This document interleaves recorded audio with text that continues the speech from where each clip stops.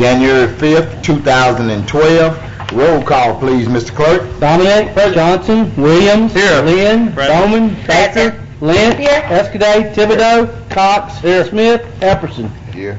We have a quorum, Mr. Okay, President. thank you. I'd like to ask Commissioner Baker to lead us in the invocation, and Commissioner Williams if he would lead us in the Pledge of Allegiance. I need to pray. Let us stand and bow our heads. Father God, in Jesus' name, we thank you for another day, and we especially thank you for another year. We pray and ask that you would touch our hearts, our minds, and our souls right now. Enable us to make the right decision for your people. Father God, we thank you for the opportunity to serve, and we pray and ask that you would continue to be with us throughout this year. In Jesus' name we pray. Amen. Amen. Turn to face the flag and repeat after me. I pledge allegiance to the flag of the United States of America and to the republic for which it stands, one nation, under God, indivisible, with liberty and justice for all. Justice is mine. All right, thank you. Here we go. Mr. Hopkins, you stated that Commissioner Thibodeau is ill. Yes, sir, he is ill. Report on him. I talked to his wife earlier today, and he did not know exactly what he's ill with, but he is ill, and as soon as we find out something, I'll let all the commissioners know. Okay, I'd like to ask all of us to remember Commissioner Thibodeau and others that are ill, and please give him and his wife a call. Are there any agenda additions? No agenda additions. If there's any person in the audience that would like to address this body on any item that's not on the agenda today for public hearing, please go to the foyer, fill out a request card, and get it to me, and you will be recognized at that particular point in time, and you will be allowed 3 minutes to state your concerns. I have one card at this point in time. Any more cards? No, sir. Okay. I was looking on the visitors. I think that we had the gentleman from the Sabine Authority, but I didn't see him listed, so we'll recognize him after the 3-minute card if we want. On the admin report, sir. Pardon? He's going to come on the admin report. Admin report? Okay, mighty fine. Okay. We have Mr. David Jones. Mr. Jones, would you come forward, state your name and address for the record, and you may proceed with your concern. Name David Jones, representing North Caddo Medical Center. Let's get your address, please, for the record. Address is 1000 South Spruce Street, Vivian, Louisiana. Okay, you may proceed. All right. On the December 27th meeting of the Board of Trustees of the hospital, we've decided to go forward with a 1% sales tax to fund a new hospital, or to help fund a new hospital in Vivian. The current building is 47 years old. We have been working on this and other improvements to the hospital for some time, but it's come to the point to where we need a new hospital for the citizens in our area. So we're here to ask the commission to okay that for it to go to the ballot on April the 21st of this year. It's only funding half of the amount needed. We're going through with a HUD process to secure the rest of the loan. It's a rather lengthy process, and we just ask the commission that they would approve that today. I see we have some requests for questions. I was wondering if it may be relevant at the point in time when we vote on the measure, then, get a motion in a second, then it'll be open for discussion, and we can call you all back for any questions you may have. Is that okay? That's fine. All right, okay, thank you. Thank you. All righty, we have no further requests from citizens to speak, so next order, please, Mr. Clerk. Have no visitors, no special resolutions. We'll move to communiques and committee reports. Okay, that's the administrators. Yes, sir, it is. Right, we missed, okay, administrative report now. Yes, sir. Okay. Hey, President, Epperson, Commissioners, in our last work session, there were several requests for information, and today we'd like to give you some feedback on some of the questions that came up on Tuesday, beginning with the coroner's request to have his employees participate in the state retirement system. So I'd like to have Ms. Bryant kind of answer the questions that came up on Tuesday for you all. Ms. Bryant. Commissioners, one of the questions that you all had was whether or not the Proker Employees Retirement System could pass on direct losses back to the agencies that are members of PERS. Based on my discussion with the director of PERS, Dana Tully, The only effect that the PERS board has to the agencies is an increase in contribution rates. They do not pass on direct losses. Should they have those type of losses and they want to increase contribution rates, the board can recommend that, and it then goes to a committee established by the legislature for approval. The full body of the legislature does not have to approve it. It's that particular committee that has been established by the legislature. If they approve it, then you then have a contribution rate increase. The other question was in reference to the unfunded liability for the plan. Currently, they are 98% funded. Their unfunded liability is about $48 million, and that's pretty good to be 98% funded. They have Real good. They have about 2.3. The liability is about 2.3 billion, and the value of the asset is about 2.25 billion. Okay. Any questions that an answer into the commissioner's concerns? Oh, you have one? Okay. Anyone else? Mr. Escaday. Okay, Ms. Bryant, just so I can understand you correctly, we're not responsible, the city or the parish would not be responsible for direct losses that PERS would experience on their investments. Is that correct? Right. They don't allocate their losses and ask each member to then pay a portion of that. They can, however, if they determine that they need to increase their contribution rate as a result of bad years, they can recommend some type of contribution rate increase that then has to be. They recommend it to a Senate committee? It's the committee is the Public Retirement Committee that's established by, I'm not sure if it's established State by. legislature? Yes. And that committee has the authority to grant the rate increase request without the rest of the legislature? Yes. So I'm going to give you a hypothetical scenario. Say that they decided they wanted to recommend to the committee that all of a sudden they needed a 5% increase in contribution to recover losses, or just for whatever reason. How is that cost passed on to the sponsoring government agencies and to the entity itself? If they got a 5% rate increase, currently our rate is 15.75, then it would go to 22.75, and we then would have to pay 22.75 for each employee that participates in PERS. Okay, well, there's no increased I'm sorry, employee contribution? The employee, they would also then have to vote to increase employee contribution. If they have a range between 8 and 11%, that right now the employee's contribution is 9.5%. So they could only increase the employee contribution, the maximum 11, and the governmental, sponsoring governmental entities would eat the rest. Is that correct? It depends on what they recommend. There is currently no max on the employer's contribution. But what I'm asking you, though, is that there's no max on employee contribution? Employer. Employer, that's what I'm saying. If the board recommended to the Senate committee, or the House committee, or governmental committee down in Baton Rouge, for whatever, could say that the sponsoring governing authorities are going to eat the whole increase, not passed on to the employee, they could do that. They can do that.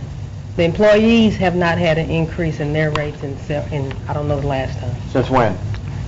Long time. I've been here 15 years. It's been 9.75% for a while. I mean 9.5% for a while.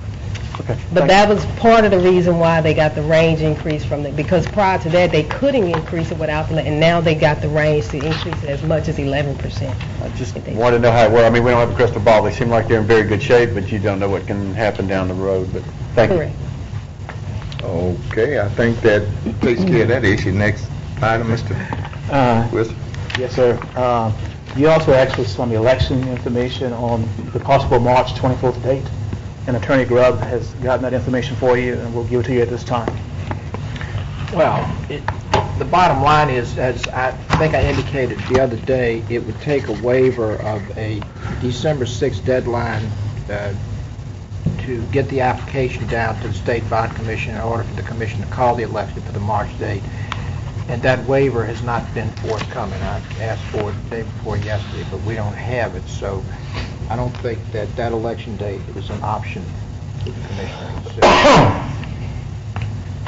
consider. All right, we have Mr. Williams.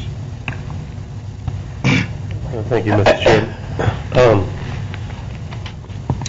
Is it mandated by the legislative body that we can only have the election simultaneously as the other bodies, the school board, the Vivian body, and the Caddo Parish renewals? Is that a legislative mandate, or Indirectly, Commissioner Williams, because the legislature, by the adoption of law, has prescribed only 4 dates that you can have elections in Louisiana this year. March 24th, April, which is also the presidential preference primary election, the April 21st date that y'all are looking at, November 6th, and December 1st. Those are the only dates that anybody, anybody can call elections on. Thank you. That's it? Okay. Next item, Mr. Yes, sir. President Epson, you also considering at this time a resolution in support of the water issue at the Sabine River Authority. And that being the case, we got contacted by Commissioner of the Sabine River Authority, who's here today, Mr. Corner. And he'd like to give you a little presentation on what they intend to do with the idea of selling the water. So at this time, Mr. Corner, if you come forward, please give us a brief presentation on your proposal. State your name and your address and the entity that you're representing, sir, and then you may proceed.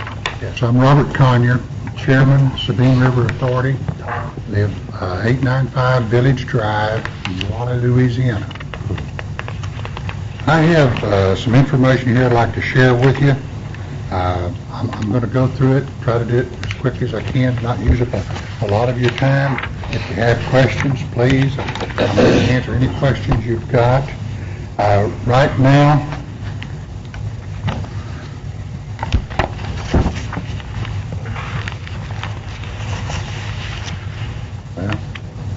I'm not going anywhere. Okay. To the right. To the right? Okay, I'm sorry. At the present time, we're going through the FERC relicensing for our hydroelectric power generation. Most certainly, we're being hit pretty bad with the drought. It has a lot of effect on us. I know there's lots of concern from the folks. We also, at the same time, are considering water sales. We've worked on a contract now for about a year. I'll try to skip ahead here some for you. Let me back up on this right here. This is an example of some of the problems that we're having. Probably couldn't have picked a worse time to try to consummate a contract on water sales than this particular year when we've been hit with a severe drought.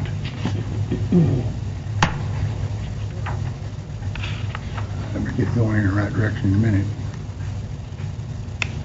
No, I'm going the wrong way. Sorry, y'all. The Toledo Bend project was built basically for 3 things.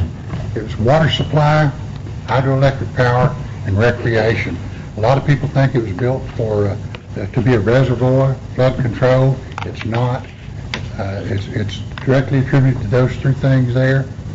We're right now undergoing our FERC relicensing. Storage capacity is roughly 4.4 million acre feet.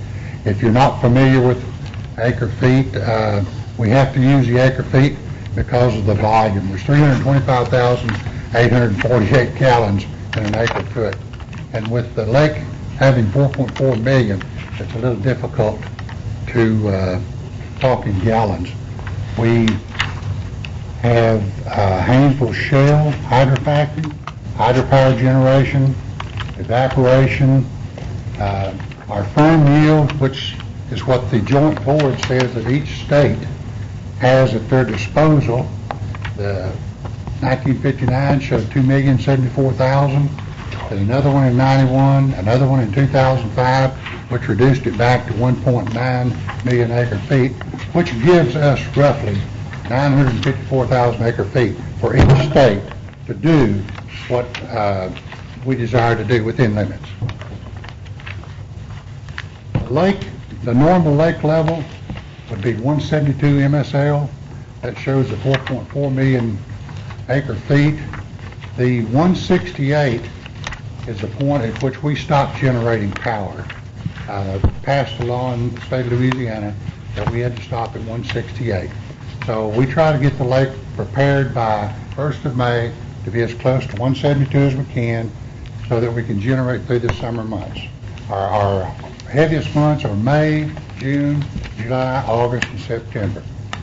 Worst times of the year, really, but folks that set this contract up back in the 60s did the best they could do, and I can appreciate that. The difference between the 168 and 172 that I'm talking about, it's a total of only 15% of our total volume. 16% of average annual inflow, and I'll get to some of these flows here in a minute and show you the water availability. Our existing contracts, we only withdraw 27,589 acre feet. Additional options are 37,000. The contract total is only, if you can't remember anything else, remember 65,000 acre feet out of 4.2 million acre feet. Now that's a pittance of what's left in the lake. Tremendous amount of water. Our yield there, you can see our non-allocated is 851,000 acre feet.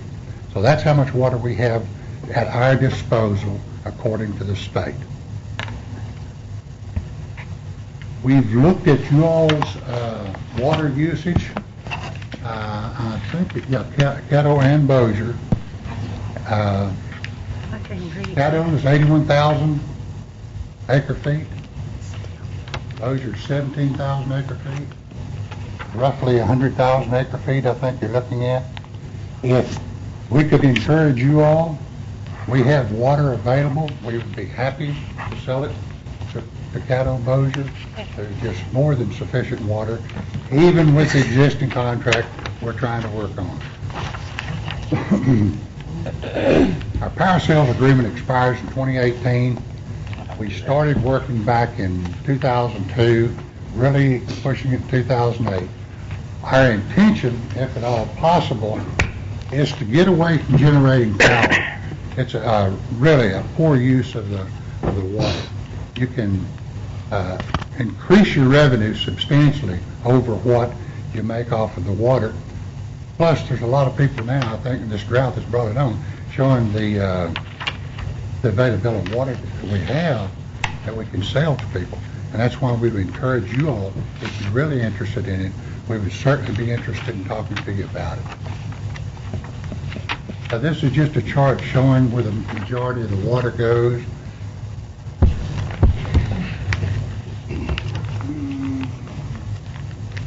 Again, this is more of the things we've talked about, and I'm trying to go through this as fast as I can. Out-of-state sales. The legislature some years back passed a law that actually the SRA is a little different from most of the state agencies in that we pretty well control what we're doing. The only thing that we can't do without the governor's consent, we can enter into any contract we want to, we can write our contracts, but we can't sell water out of state.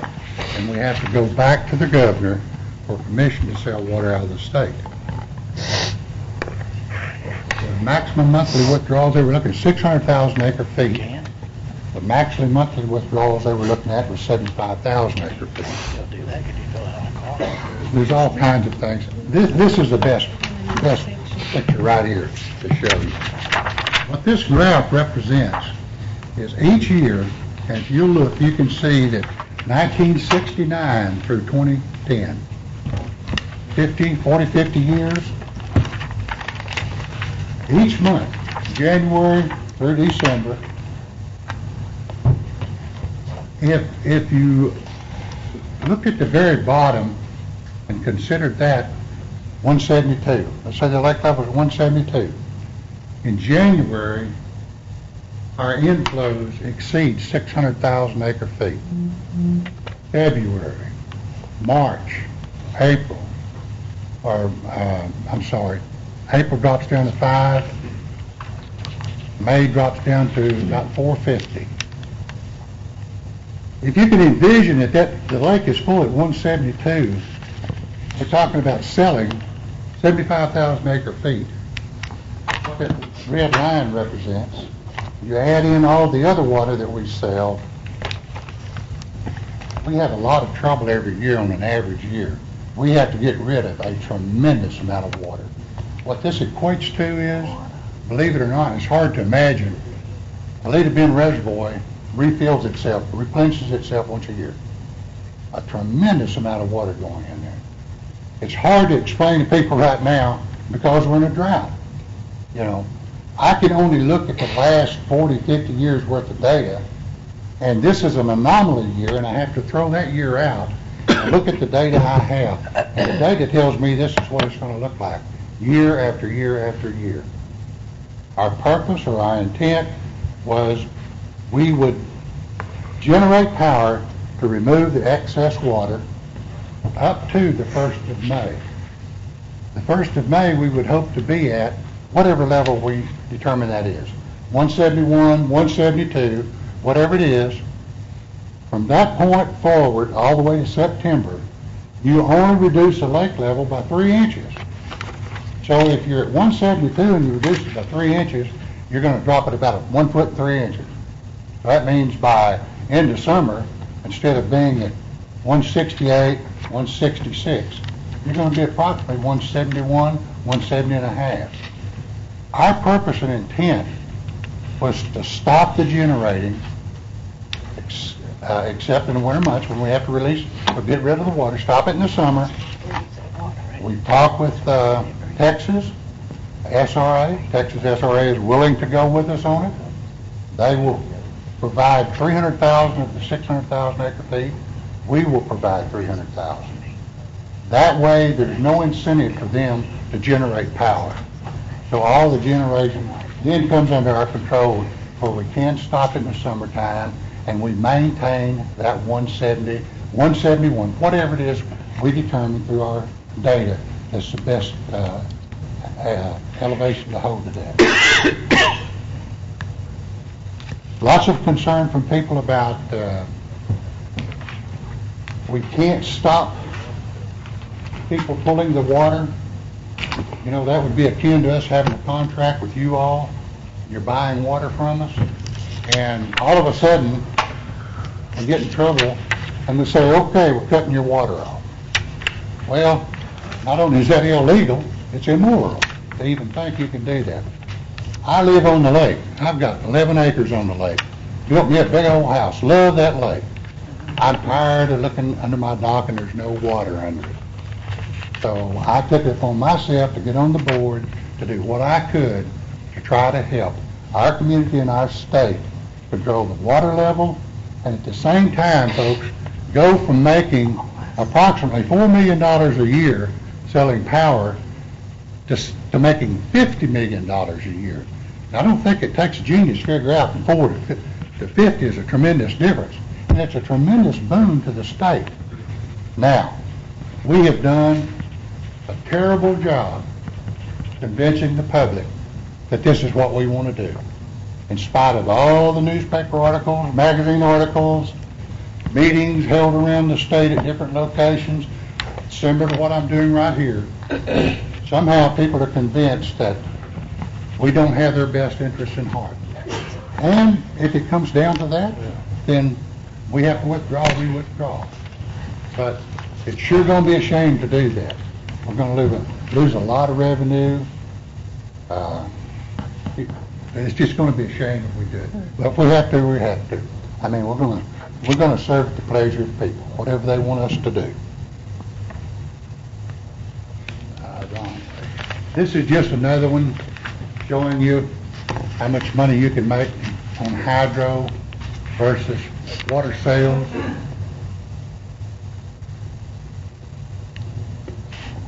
One of the problems they're having, the reason we got into it, is Texas passed a law a few years back.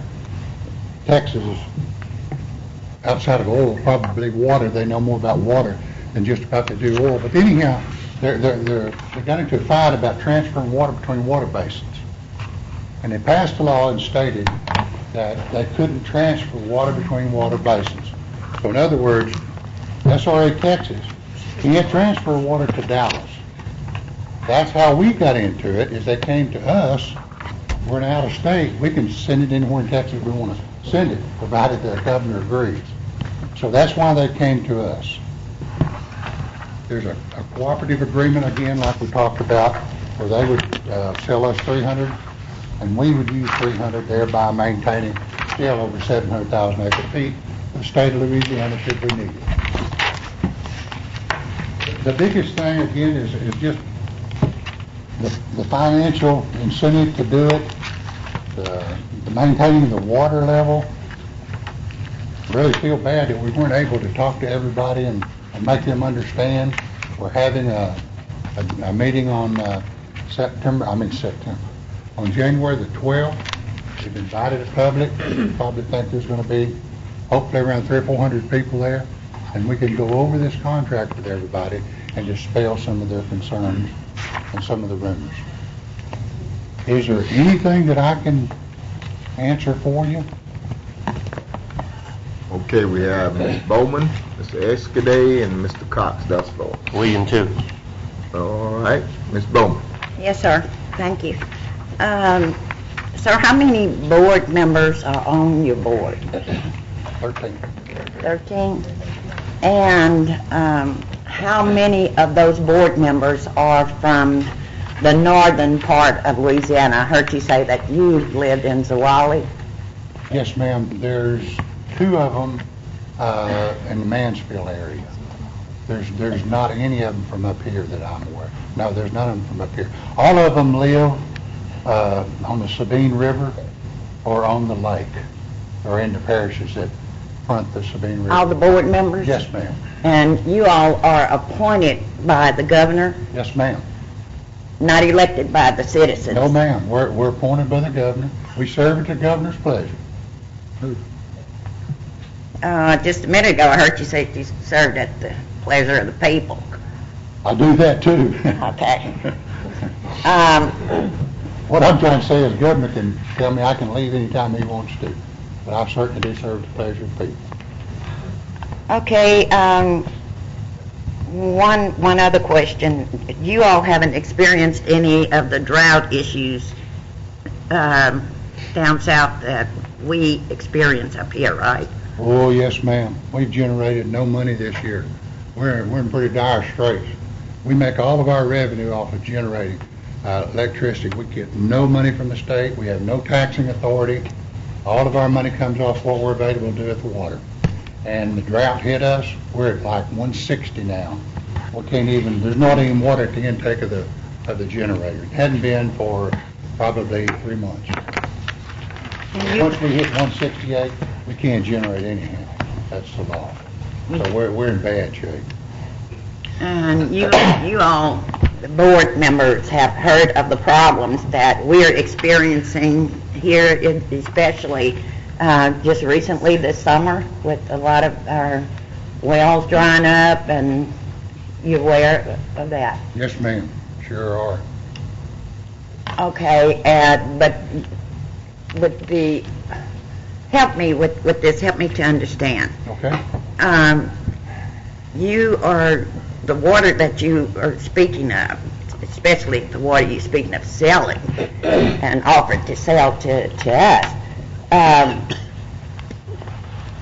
to do that with Texas, and that's what the issue is, correct? For some people it is. Some people don't want us to sell it to Texas. Well, I'm one of those people, so that's where I'm going with that. But the 54 million, or however much you mentioned, where does that money go? What's that? If we're able to work it out and we work this contract with Texas, they will get half that revenue, and we will get half the revenue. Now, Who is we? SRA, Louisiana SRA. We have no idea what the governor intentions are. He may take all that money. I hope he does, and I would hope he'd leave some of it for us, because we got like a $30 million job that we need to complete at the dam. We've got millions of dollars worth of projects that we need to complete.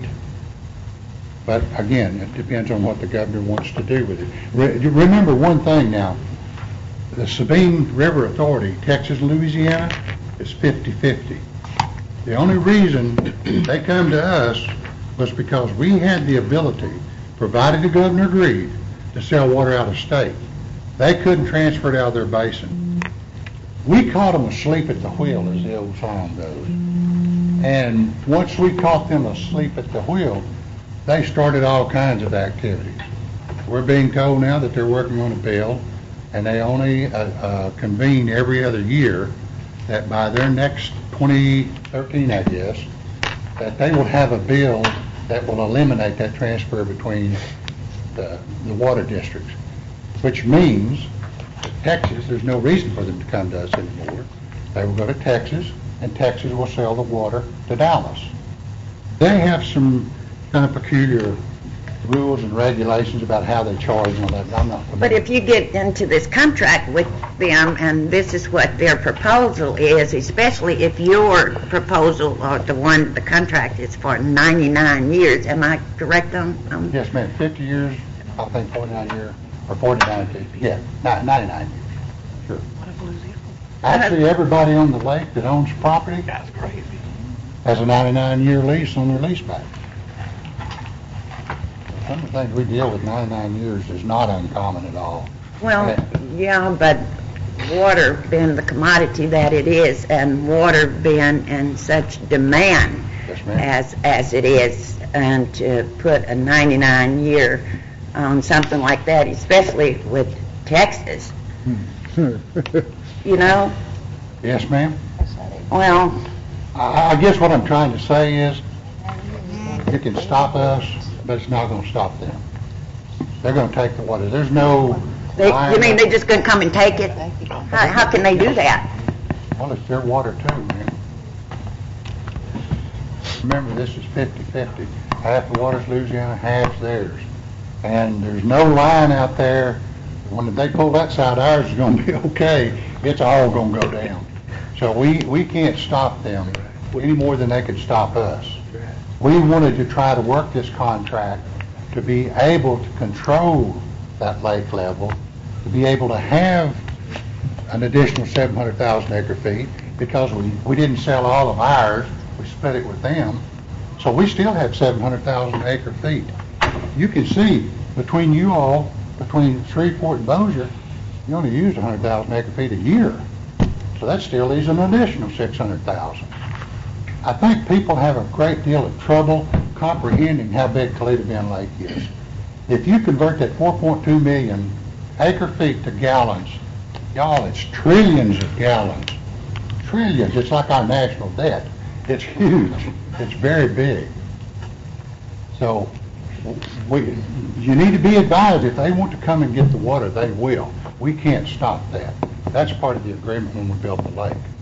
We just wanted to be in the driver's seat and control it. If they do, then that's out-of-state sales, and the governor will not allow us to participate, so they're going to pull their 600,000 acre feet. You're going to leave me with nothing but generating power to make my funding for the year, and the lake can only go down, it isn't going to go up. that's what I'm thinking. Regardless, that's what's probably going to... Well, I still say that if we had the opportunity to control it, we could do it. I know we could do a better job, because we wouldn't be hamstrung with the fact that we couldn't control it, you know. Okay. 600,000 acres, 600,000 acre feet. You're absolutely right. But as I showed you on this chart, if they could take everything they wanted in January, you'd have the whole rest of the year, they'd never pull another drop. There's just so much water comes into the lake. Well, I'm just being honest. I personally doesn't think that, do not think that sets too well with so many of the citizens, even listening to you explain it like you're doing.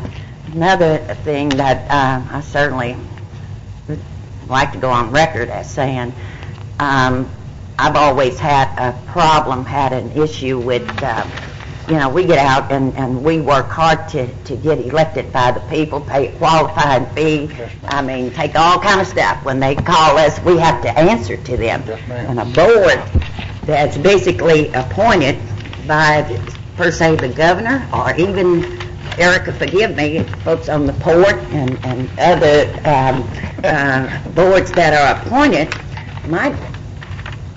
my problem with that is they can increase do their own tax deal and all this. That hacks me up when you don't even have to come to the citizens to say, look, will you go and vote and approve this?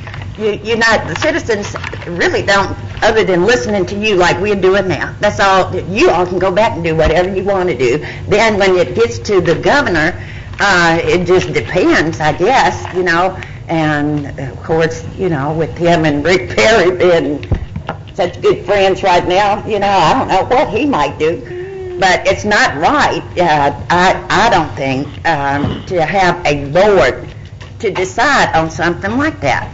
I just think that's something that should go before the citizens, the people. Thank you, Mr. President. Mr. Escudero?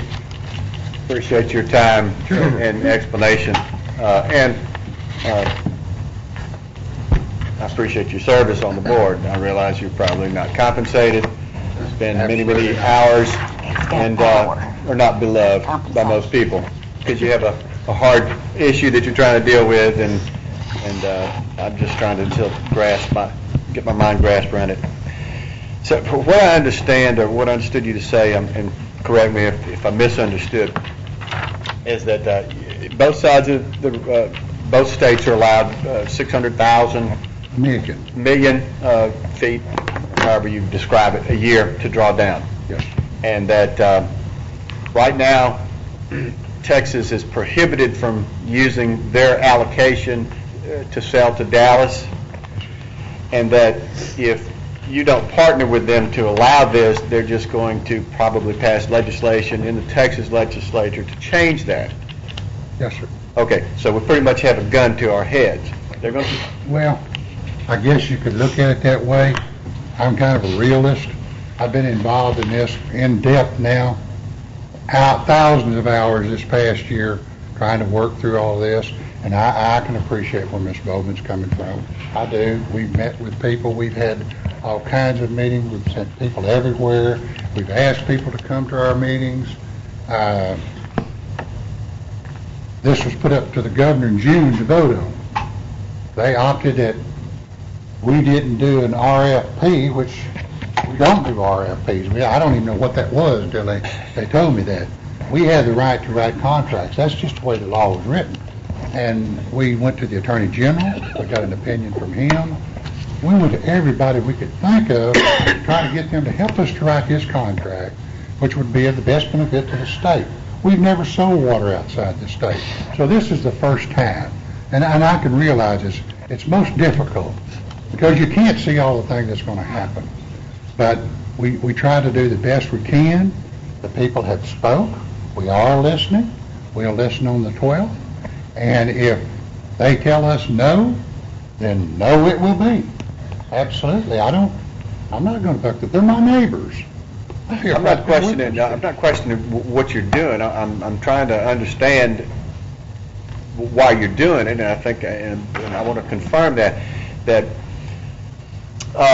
regardless, in the end, it's the opinion of the SRA that Texas is going to take the water anyway, whether they have to maneuver their legislature to allow for it or whatever, that they're going to use the water. So it's going to impact this state regardless. Yes, and so sooner or later. So sooner or later. So why not benefit financially from something that's inevitable? Is that this kind Well, I think the biggest concern that most of the people, and we've received hundreds of letters, and y'all, I've read every one of them. And there's about 5 or 6 things that really most of them are concerned about.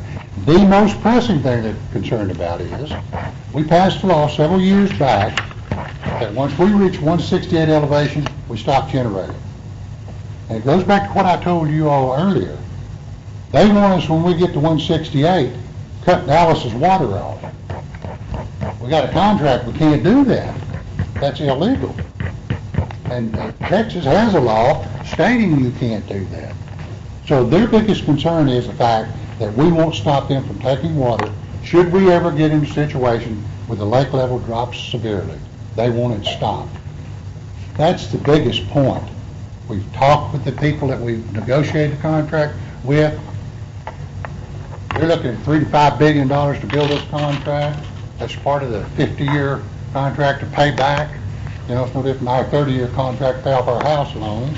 And they're simply not willing to do that. And there was some pretty strong words over in negotiations back when we did all of this, but they're just not willing to do that. Okay, I understand. And I mean, it's a roll of the dice. Regardless of whether we sell it or not, we could have 2 or 3 more years in the same conditions we had this summer, and it would be sucking it dry because we still have to providing water for a certain amount of people. Let me ask you about... But I would like to push one point, though. Even if they take the 600,000 acre feet, it's not a lot different than what we're talking about now. The only difference is the generating. Now, they have one recourse that they can take, and they can pay us not to generate. And if they do that, then they're going to be stuck with that 600,000, and that's nothing more than what we're trying to do. I don't know what their plans are. They really don't. Okay. Now, as far as, I guess, your charter or whatever that governs you by the state's concerned, you mentioned that you would hope that the governor, the state would allow the new income to be put back into the needs of the reservoir. How is the law currently established? Do they have access to all of your revenue? I mean, where does it go? No, sir, they don't have. That doesn't mean anything. They can certainly... Well, I understand. I'm trying, but I understand how was it chartered? How was it written? Where does the revenue go? To the SRA? Yes, it does. Okay. Now, if the state, you don't pay anything to the state. Okay. Okay. What you're saying, though, is they could see that big pot of money there and come get it. Right. Sure. Okay. But, so say he doesn't come to get it, and you have needs for that money, obviously. So you want to repair your dam and that kind of stuff. Yes. Other than that, are you going to use any of this money to study the creation or let's say conservation aspects of it, new water resource initiatives and things like that? Are you just going to put it right back into the reservoir? That's part one. And secondly, are you going to do anything with this money that can impact the quality of lives for the people that live around there that are most affected by it? Yes, sir. Yes, sir. Yes, sir. Well, those are promises, but I mean, okay, how is how is your proposal written? Is there anything to guarantee that? Because it seems on the surface, and I'm not questioning, but because I understand it now, that it's all about the money. We're making $4 million generating power, and now we can maybe make what? You get half of the 50? Is it saying $25 million a year, or is it $25 million a year? Not making. Okay, that's a no-brainer to me. But so it's safe until the state makes a move on it. You're not constitutionally mandated to turn it over to the state. It's your money till the state decides they want to legislatively take it from you, basically. As I understand it, yes. Okay. Well, now we're clear on that, because first, when you're talking to Ms. Bowman, you made it sound like, they took what you wanted and said, here, we'll give you what we think you need every year. Okay, that's not the case. I just have a couple more questions, and I hate to take up your time, but since you came, what is Texas' current non-allocated water? Do you have any idea? Yes, it's about the same as ours. Same as y'all's? Yeah, it's about the same as ours. We both have about the same. I think they're looking at an additional 30,000 acre feet we talked about a few days ago, but it's roughly the same as ours, about 60,000 acre feet a year. All right. I appreciate you. Thank you. Yes, sir. Sure. Okay, Mr. Cox? Thanks for coming today. This has been an education, but I can tell you from our Tuesday meeting to today, don't go nowhere. Oh, I'm sorry. You're just now getting started. From the time that we started talking about this on Tuesday to today, I've gotten right at 10 phone calls. Okay? I'm on the water board for the state. Okay. This concerns me heavily. You say the river replenishes its own self, correct? The river feeds Toledo. Pay it in, yes, sir. Okay. If it feeds, and I'm looking for an education here. Sure. If it feeds Toledo, why is Toledo going down every month? We're in we're in the second year of a 5-year drought, and nobody has seen anything from the Sabine River. Explain that. Because this is where the fear factor comes in. You're asking citizens and Louisiana citizens to say, we're going to sell water to Texas. But yet that that lake keeps, or the Toledo Bend keeps going down, down, down. Explain to me how you say the river replenishes itself, feeds Toledo, but Toledo's still going down. There is where the question these people are asking, and then answer that first. Okay. Mr. Cox, I can't control the rain. I really can't. If you did, I'd every day. When are you going to put water back in the lake? This drought hit us. We couldn't have picked a worse time to try to consummate a contract. We really couldn't have. And that's just the way the luck goes. It just happened. I can't put any water in the lake. There's no water upstream. I have 40 years worth of data that tells me that this is an anomaly. I should throw that out and continue to look at the data that I have, which I showed you on that 600,000 acre feet. I got my notes down. Okay. It tells me how much water is going to be put in this lake. I have no crystal ball, and I'm not trying to be a wise. I have no crystal ball. I have no idea if this drought's going to end this year, next year. The contract, as it was written, it's going to take them 6 to 10 years to even pull the first drop of water. I would hope between those 6 to 10 years, this lake fills and it's pulled down many times before they pull the first drop of water out. When they get ready to pull that first drop of water out, they're going to let us know, and we're going to make sure that we have the water up the level that we want to maintain it. But again, I can't say anything about the drought. That was our intent. Yeah. You were saying you get your stats, the Louisiana SRA water sales of Toledo Bend Reservoir, you get your stats from the state? Yes, sir. It's they have stats on the Sabine River going back into the 1800s, showing flows, inflows, outflows. It's just a mountain of data. Let me give you some background on the state's stats. Okay. When we're going through our drought with the Wilcox Aquifer up here this past year, Very familiar. we had a gentleman from the state come up here and tell us we're fine. We are not in a, quote, dangerous level yet. Well, guess what? We ended up in that dangerous level. Are you talking about your aquifer? I'm talking, well, in general, I'm talking about how a state organization runs and tells you one thing and it's another. Okay. Because this is, I'm not pointing this to you. I'm telling you, in my opinion, and people who are either on that lake or take supplies from that lake, or, water's water. In the next 10 years, water is going to be like gold. If you got it, you better keep it. Texas knows this. For the last 20 years, Texas has been trying to buy water from us, been trying to buy water from South Louisiana, and now y'all. Why? Because they understand they have no water source.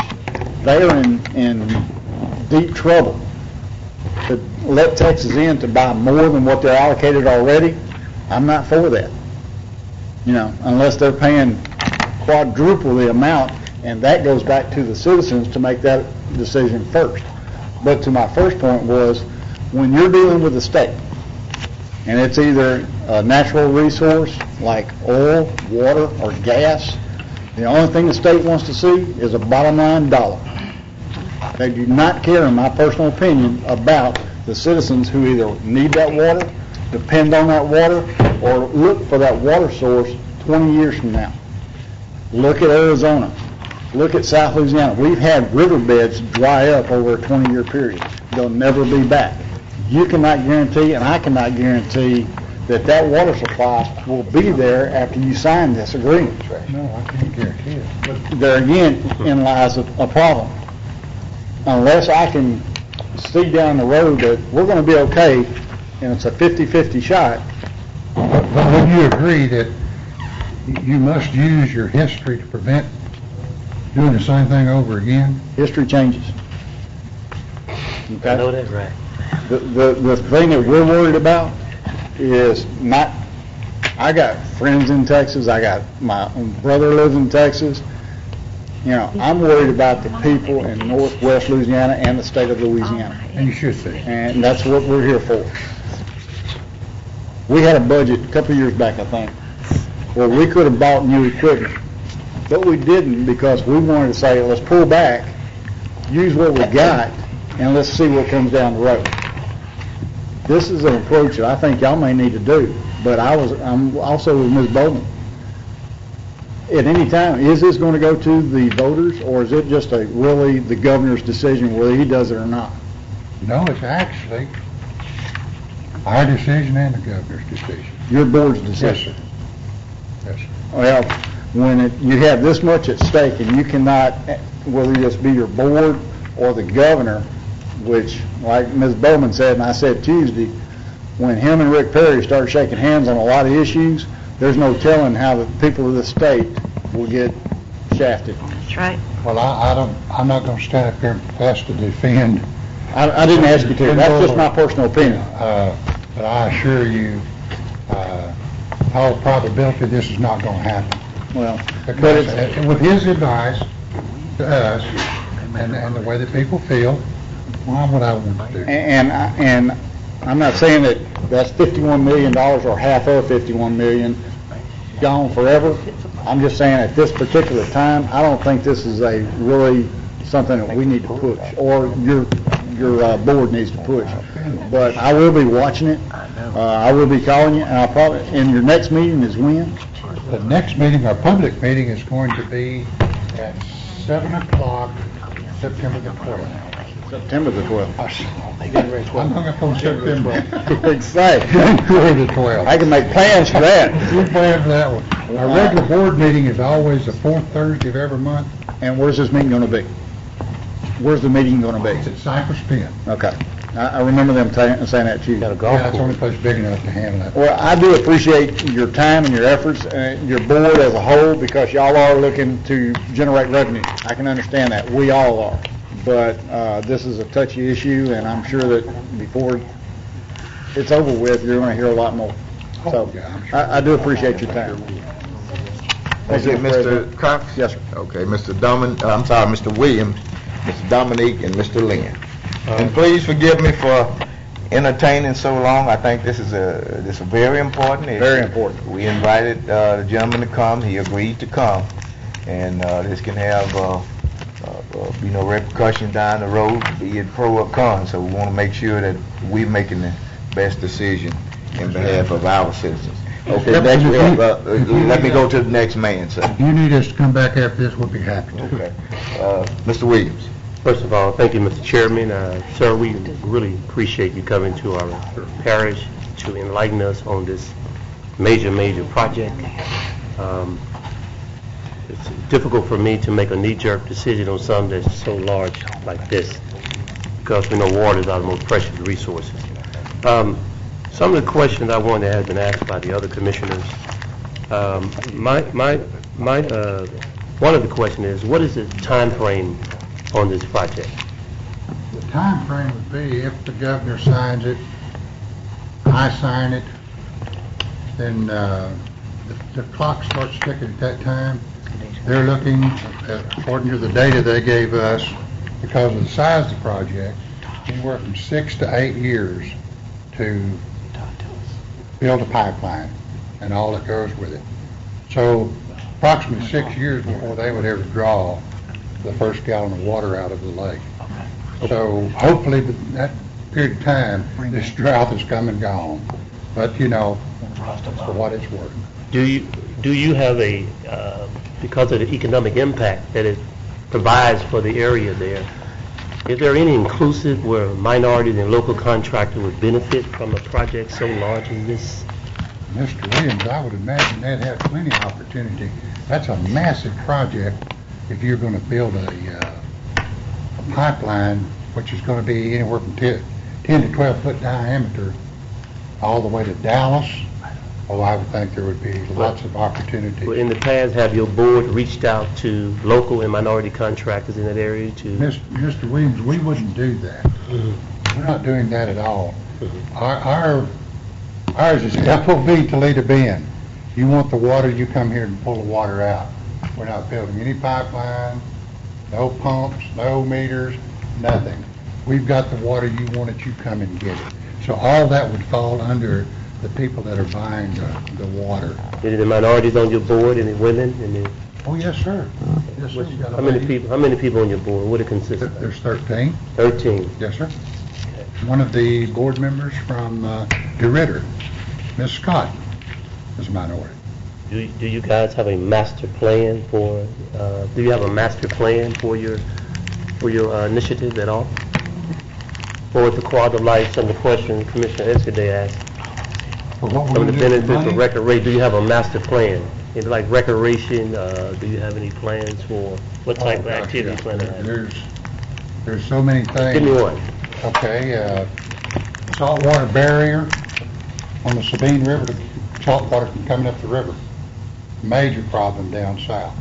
And again, I'd like to remind everybody, this is Sabine River Authority. I've got the whole river, not just Lady Bend Lake. So I have to look all up and down. There's a road, a Parish road, that the river's about to wash out, that we would like to work with the commissions down there to repair it. I know they've got limited funds. We've talked about infrastructure items that we could help people with. We have a problem on the lake with drinking water. We've got about 4 different small companies that try to provide water up and down the lake, and it's just good at best. And we talked about what we could do to supplement that. We've got firefighting problems, ability to get water out of the lake to fight fires. It's just a number of things. We're going to set up a steering committee to actually work in each one of the parishes, the 5 parishes, to come back and tell us what are some of the things that we need to work on, some of the things that they need in the parish. This is my last and final question, sir. What is the fair market value? What are the rates now you're charging for water?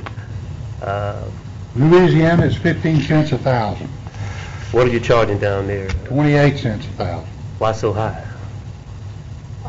because that's what we want. Well, I mean, but, Texas wants it, they're going to pay for it.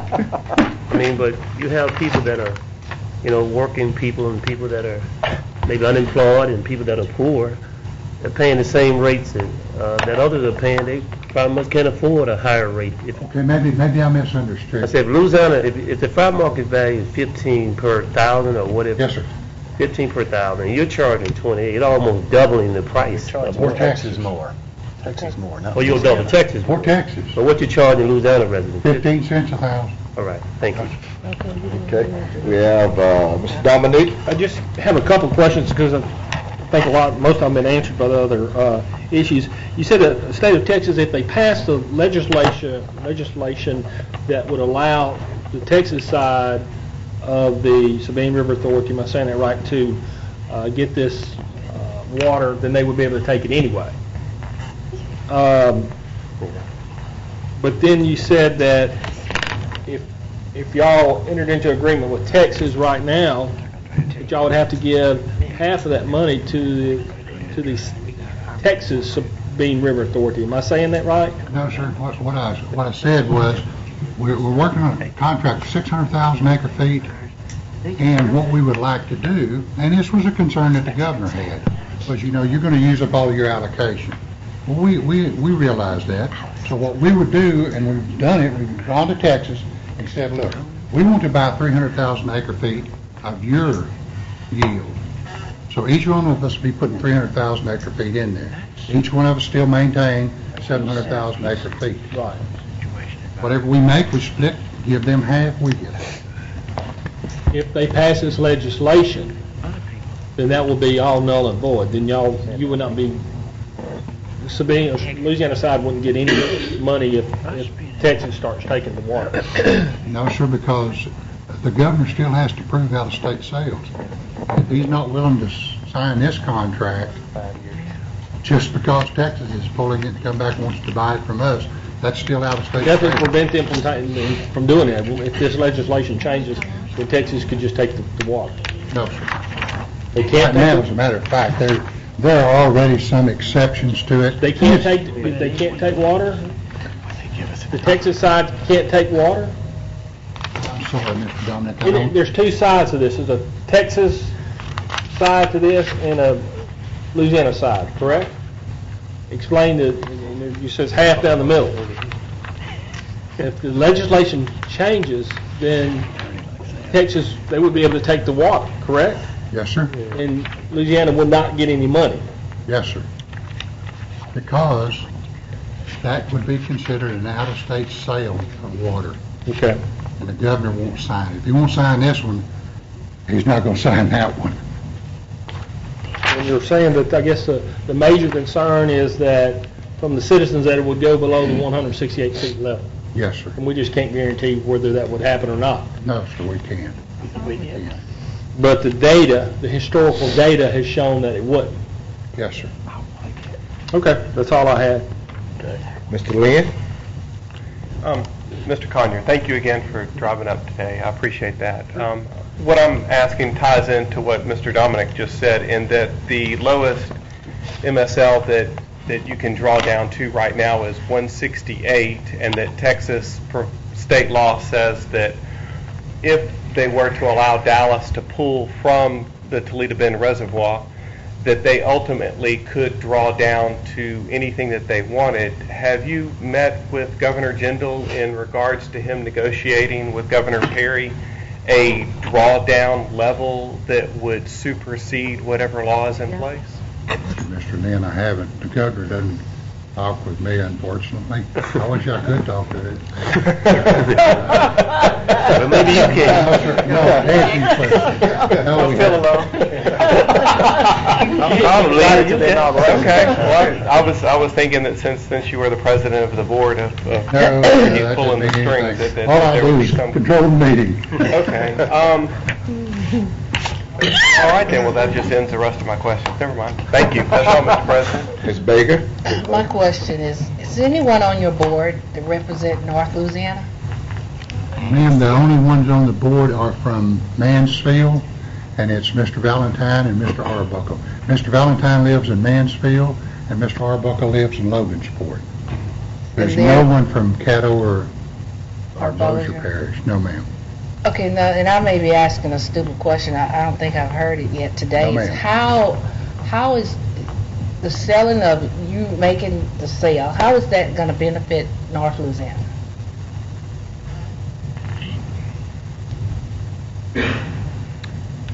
Well, that'd be a hard question to answer.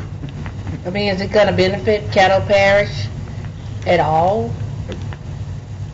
No. I don't know how it would unless you all requested something from us, request something from the board, but there's no connection with Caddo or Bossier Parish. Well, I'm just, like I'm saying, it may be a stupid question, but I'm just wondering. No, let's do it. Why are we having to vote to pass a resolution for you all that it's not going to benefit us at all? We don't have any representation on the board, so I'm just kind of trying to figure out. Well, I take it, I'll go back to Ms. Bowman over here. I take it that the resolution that you want me to take back is you're concerned about what we're trying to do. You don't like what we're trying to do. You don't want to sell water to Texas. And I'm going to take this back, and I'm going to share it with the board members. And they do listen. I know we're not elected, but they do listen. They really do. It's a good group of people.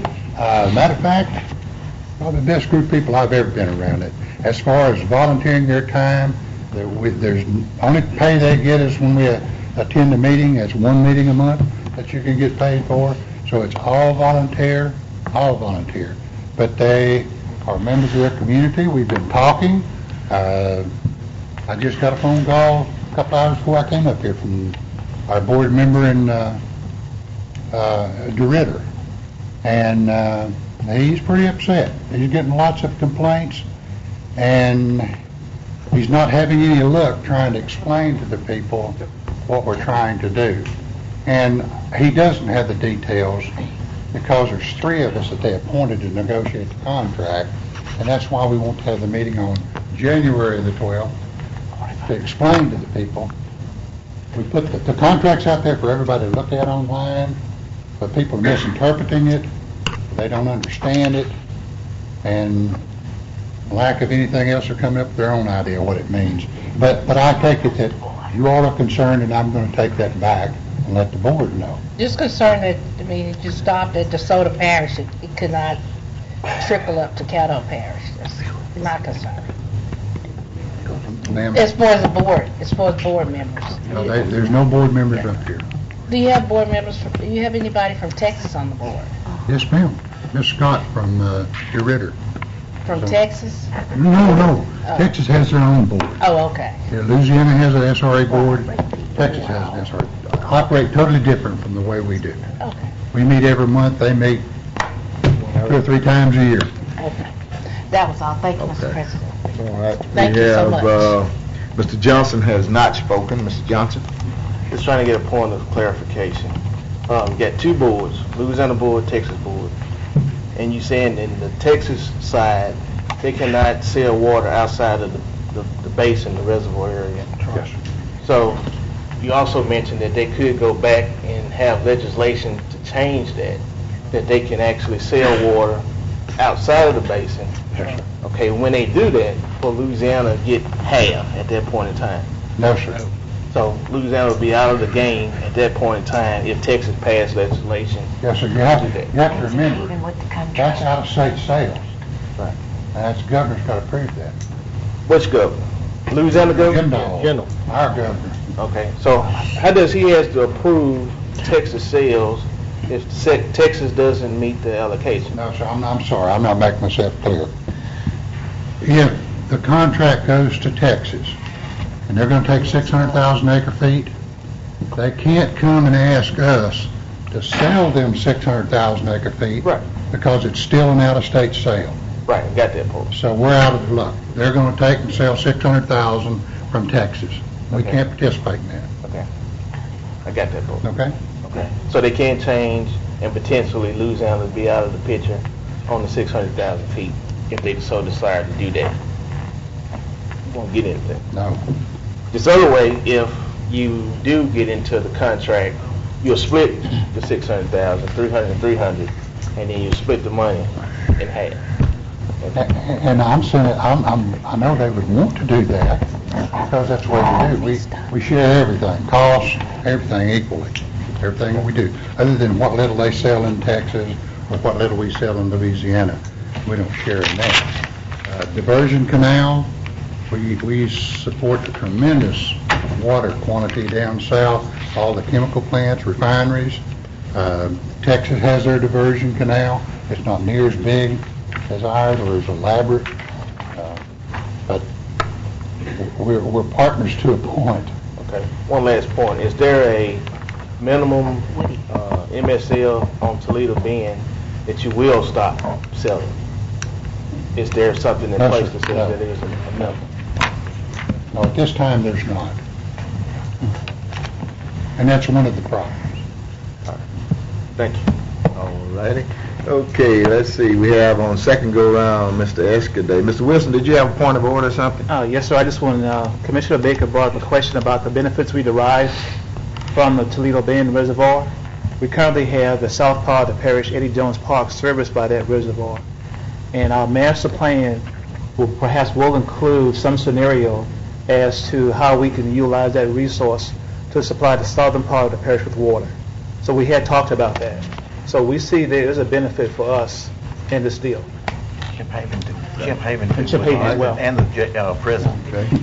All right, on second go-round, we have Mr. Escaday. And I see no further requests after that. Okay,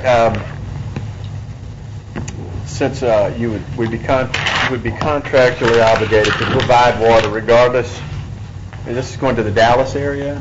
To be perfectly honest with you, Mr. Eskew, I don't know where it's going. Okay, maybe They it's going talk to about Texas. San Antonio, Dallas, Houston. Okay. I really don't That's know. why it's a $1 billion project. It's That's going- right. Okay, but you'd be, since, I guess, it doesn't really matter which side of the lake it's on. The lake itself would be obligated to provide that water once the contract is in place, regardless of the level, correct? Yes, sir. Okay. Has there been any discussion at what point that the level would have to to reach before the Texas side, or whoever in Texas in authority, would declare a state of emergency, maybe puts in some kind of, restrictions as far as use and all that. I mean, have you discussed that? Yes, sir, we have. Now, and I apologize, I didn't go into a lot of it. There's 81 pages of that contract, and a big part of it is a drought contingency plan, which states when you reach a certain level, you cut back a percentage. You reach another level, you cut back a percentage, and you reach your third stage, you cut back a percentage. We already have that in Texas already, and we follow that drought contingency plan. We even made it more stringent in this contract to where instead of getting to 168, when it gets to 169, we're going to ask people to start cutting back in an attempt to try to preserve the water. You ask them to start cutting back, and does the contract provide so that they know that your distribution will decline as well, or is that part of the contract? Like they know it's coming. Yeah, that's all part of the contract. But, yeah, and then eventually, if it reaches the point there, I imagine they put mandatory restrictions on usage amounts. Yes, exactly. Okay, I have one other question. The 28 cents a gallon that it's going to be sold for, the contract's 99 years. Where's the reassessment of that figure? That 28, it can't be you can't be running with 28 cents a gallon for 99 years. No. There's different periods of time in the contract to where we have the opportunity to choose between three different items. We could take a percentage of the gross, we could take a percentage of the net profit, or we can increase it by the GPI. Okay? And it's like after 5 years, after 10 years, there's not just one time. I think there's like 2 or 3 times in there where we can go back and reassess. Okay, I'm confident you did your homework. Once again, I want to thank you for being here. This is a complicated issue. There's emotions involved, there's facts involved, there's science involved, and everybody's not going to be happy one way or the other, and it's a judgment call in the end. I don't want to be adversarial in any way, or try not to be unless there's just cause to be, and I understand and appreciate what you guys are doing. By the same token, I realize that since it is so complex, that we were just informed of this Monday. Nobody's had time to really study it other than review what you dropped here, and I've just glanced at it, and your proposal is 81 pages, so nobody's really looked at that. I realize that you're here on your own accord as a courtesy to us, that really we don't have a dog in this hunt. We don't live in the impacted area or the service area, but that you'd very much like at least our support. Like to get along with our neighbors. And be a good neighbor, yes. And as Mr. Wilson said, I think our primary concern, now that we're starting to understand it, is just an assurance that that resource would be there for the people of Louisiana when we need it. And it's very possible, based on what the data from our regional water study says, that we may need you as a resource for South Caddo Parish. So once again, I appreciate you being here. I appreciate your work, and I hope it doesn't go unnoticed. Thank you. No problem. Okay, Mr. Wilson? So that concludes my report for today. Thank you for coming, sir.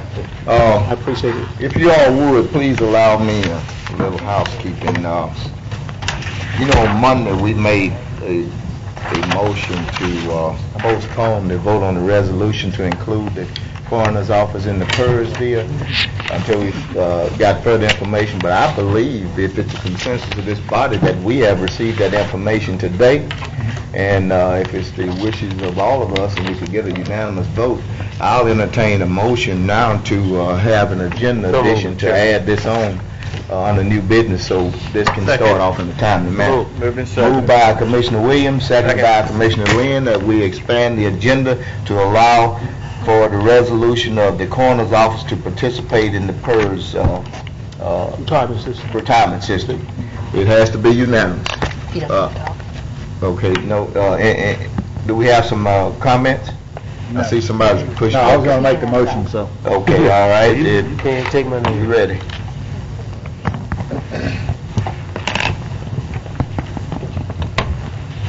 Okay, that'll be taken up at the appropriate time on the later part of the agenda. Just a second. What's the next item, Mr.? Did you finish the administration report? Right, Mr. Wilson? Okay, all right, so we've got questions from the administration now. Okay, Mr. Mr. Epperson, I think you also have... One moment. Excuse me one second. I think you also have to allow, after that, anybody from the public that would like to speak on that issue at that time. Okay. At this time, is there anyone in the audience that would like to speak on the issue regarding the resolution to allow the office of the coroner to participate in the PERS state retirement system? If you would, sir, come forward, state your name and address for the record, and you may proceed. Oh, come on up, Todd.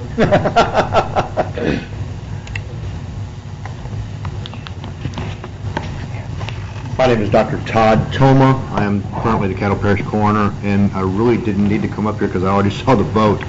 I was going to come up here, thank you for your time, to answer any questions. I was here particularly because I thought people may have some questions on how that may affect the budget, the current budget in the coroner's office.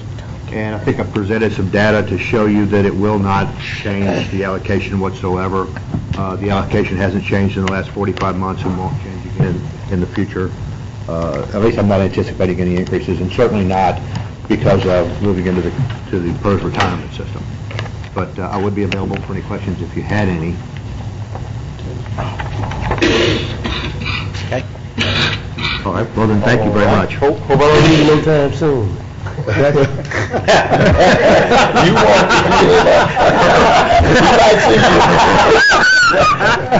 Okay. All right. We have no further comments from the audience, so therefore now we'll take another vote to add this to the agenda. All right. Chair. Okay. Moved by Commissioner Williams, second by Commissioner Lynn.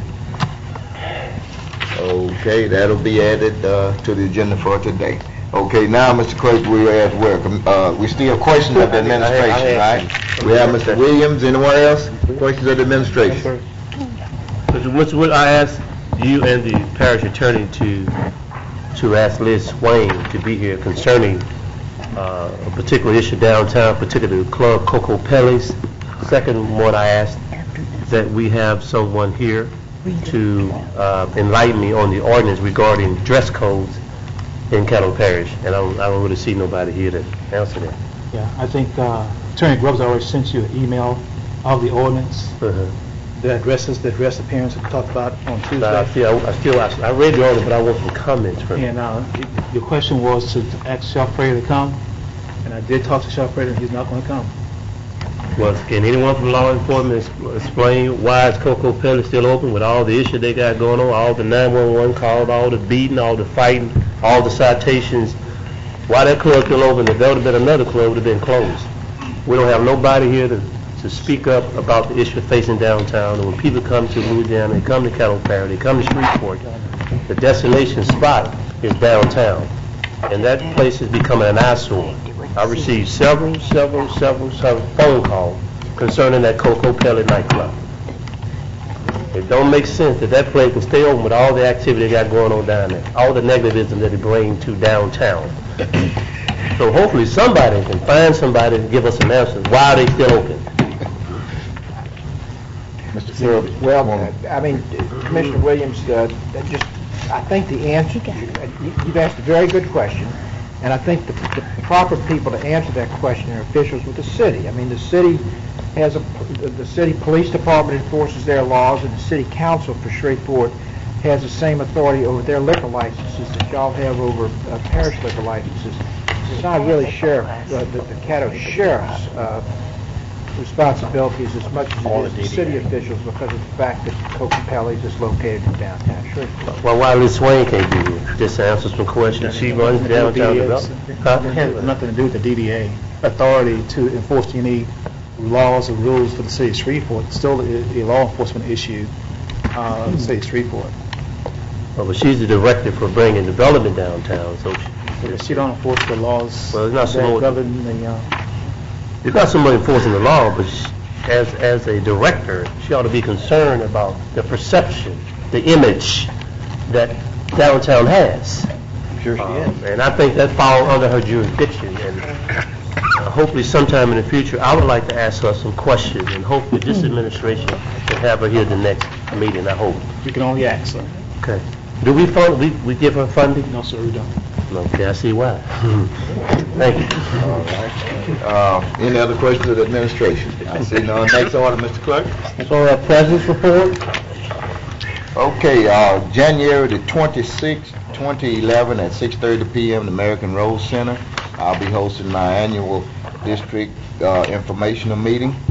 Don't forget the swearing-in ceremony on Monday, January the 9th at 12 noon. Please bring your own Bible. And will we be taking the group photo for the for our website? No, sir, we will wait till February to do that Wait because till we will have February? missing members. Okay.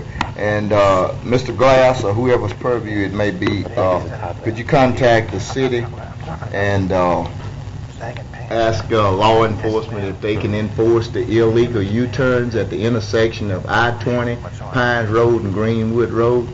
There are signs up there and they just blatantly disregard them and make U-turns because of the congested traffic coming off I-20 going south over the I-20 overpass. A lot of wrecks and a lot of birds being flown, and look like it may lead to some road rage at some point in time. Also, I have some correspondence relative to some public hearings from the State Department of Transportation. You know, we were up for July of this year to have that second turn lane off of I-20 onto Pines Road by the DOTD to relieve that congestion. That was postponed because of some other problems that they needed to work out. They're going to have several public hearings because we have someone there to see if they can put emphasis on making sure that that priority comes up in this year. Okay, that's all I have. Anyone else? Oh, that's President's reports. Okay, next order, Mr. Clerk. Adopt the minutes of the special meeting held on December 6, 2011. So moved. Moved by Commissioner Dominic, seconded by Commissioner Johnson. Seeing no requests for debate, we'll vote. Minutes are adopted.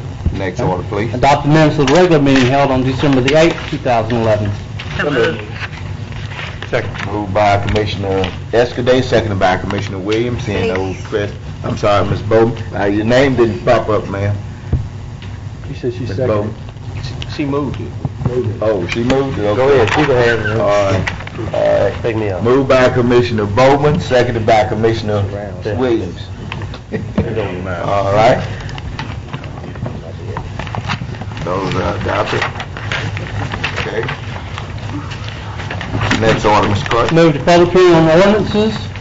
Ordinance number 5163 of 2011, amending the budget of estimate revenues and expenditures for the Riverboat Fund in the amount of $150,000 to reduce riverboat revenues for the year 2011. Is there anyone here to speak in favor of ordinance number 5163 of 2011? Anyone here to speak in opposition of the same? Okay. Ordinance number 5164 of 2011, amending the budget of estimate revenues and expenditures for the Public Works Fund in the amount of $171,678 for FEMA grant proceeds for the year 2011. Is there anyone here to speak in favor of ordinance number 5164 of 2011? Anyone here to speak in opposition? Okay. Ordinance number 5165, amending the budget of estimate revenues and expenditures for the general fund and the amount of $4,000 for travel expenses for constables for the year 2011. Anyone here present to speak in favor of ordinance number 5165 of 2011? Anyone here to speak in opposition? Okay. Ordinance number 5166, repealing section 32-53 of the Caddo Parish Code of Ordinances pertaining to the production of disturbing noises. Anyone here to speak in favor of ordinance number 5166 of 2011? Anyone present to speak in opposition? Okay. Ordinance number 5167, to deem property surplus and authorize the transfer of surplus property owned by the Parish of Caddo to Community Renewal International Incorporated. Anyone here present to speak in favor of ordinance number 5167 of 2011? Anyone here to speak in opposition? Okay. Ordinance number 5168, authorizing the lease of approximately 16,000 square feet of property at the Caddo Parish Public Works South Camp, located at 11930 Greenwood Spring Ridge Road. Anyone here to speak in favor of ordinance number 5168 of 2011? Anyone here to speak in opposition? Okay. Ordinance number 5169, declaring certain adjudicated properties to be surplus and authorize the parish administrator or designee to sell. Anyone here to speak in favor of ordinance number 5169 of 2011? Anyone here to speak in opposition? Okay. Conclude a public hearing. We'll move to ordinances for final passage. Mr. President, at this time, I'd like to englobe ordinance 5163, 5164, 5165, 5166, 5167, 5168, and 5169 at this time. Second. Moved by Commissioner Cox, seconded by Commissioner Dominique to englobe the ordinances that he had previously mentioned. We have under discussion, we got Mr. Cox? I'm good. Okay, well, I mean, Ms. Lynch? Yes, I just had a couple of questions on 5168. 5168? Yes, this is on for the CNG station. Okay. Who is working on that project? He's got him. Okay, cool. Let me ask you, how many CNG vehicles do we currently have with us? How many CNG vehicles do we currently have? None at the present time. I thought we were doing some conversions at one time. No, ma'am, we had considered some conversions, but that fell through on the vehicles because the vehicles didn't become available. Okay. And we had some other retrofits, but not going to CNG type fuel. Oh, okay. Was an environmental impact done as far as locating? Is that an old gas station that's currently? Yes, ma'am. It is. So we've had those tanks and all of that there before? Yes, ma'am. It's the old fueling station outside the gates at the South Camp. Okay. Was that used to be operated by the parish? Yes, ma'am. Oh, okay. And my other question is about the amount that we're charging, $1,500 a month. Will there be something in the contract that could potentially increase that? If we evaluate in 5 years or 10 years, is there something in the contract language that will allow us to review that? No, ma'am. That's a flat rate for 20 years. I have some concerns about that. Not that it will go up, but that we include some language to potentially review it, because I remember when we were doing the oil and gas leases, we came back, I think, once the activity increased, and we changed it from a minimum of, we were doing like 200, and then we moved it to 250, and I don't, Well, there's a minimum in this ordinance, Commissioner, as you know, of $1,500. That minimum was arrived at after we got an appraisal of the property. Right, I understand. And the amount that we put in as the minimum is, I think I sent you the information on it, and I don't know if you agree with this or not, but we set a minimum that I think is on the high side of what the appraiser said it was reasonable to do. And I will tell the commission that we did receive bids this afternoon, I'm advised, on the lots. And it's obviously, award is subject to y'all passing this ordinance, but we received one bid for the $1,500.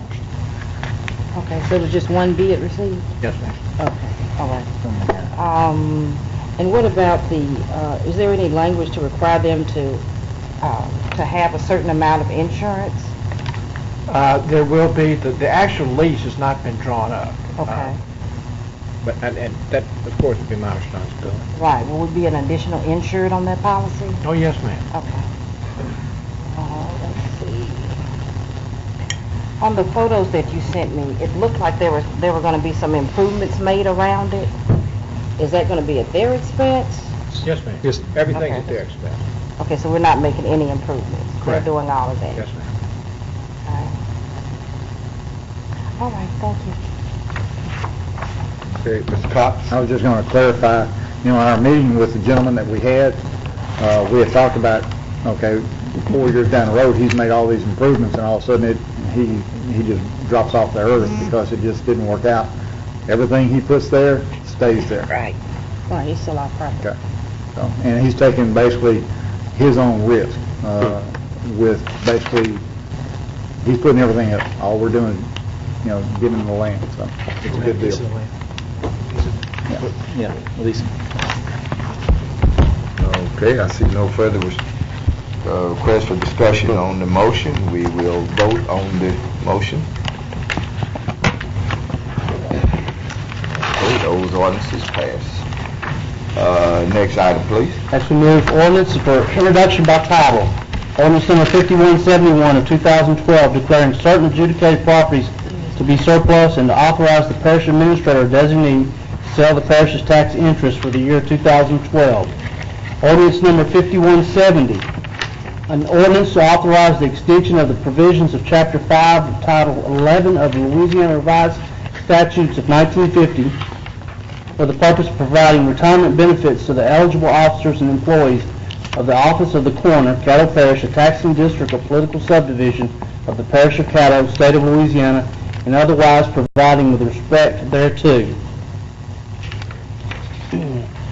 That's all for introduction. We move to the work session minutes of January 3rd. Moved by Commissioner Lynch, seconded by Commissioner Bowman. Work session minutes of January 3rd. Seeing no request for discussion, we'll vote, please. Okay, those minutes are ratified. Clerk. Next we move to resolutions. Resolution number 1 of 2012, approving the times and dates for the meetings for the Caddo Parish Commission for the year 2012. Moved by Commissioner Johnson. Second. Seconded by Commissioner Dominique. Seeing no request for discussion, we'll vote on the resolution. Resolution passes. Resolution number 2 of 2012, ordering and calling a special election to be held in Caddo Parish, Louisiana on Saturday, April 21st, 2012, to authorize the renewal of special taxes therein and making application to the State Bond Commission in connection therewith and providing for other matters in connection therewith. So moved. Moved by Commissioner Lynch. Second. Seconded by Commissioner Escaday. See no request for discussion, we'll vote on Michael the... Williams. Okay, Mr. Williams. Well, it appears that because of the legislative requirements on this particular matter, why I am reluctant to support it in the context that it's in, because I still feel the political climate and the public opinion of some of the government bodies that's joining us in this effort still, I believe, would affect our opportunity to support these millage, these renewals. As I polled some of the people in my district, they're very disappointed at the climate at the school board, and a lot of people was laid off. They got caught up. Some people are very upset. I feel we make it a terrible mistake by bundling ourselves up, siding up with the school board to pass something that I feel we don't need nobody in with us. Our message is loud and clear. We've been good stewards of the taxpayers' money. We've been accountable. We've been transparent. And I think we can sell and market by ourselves.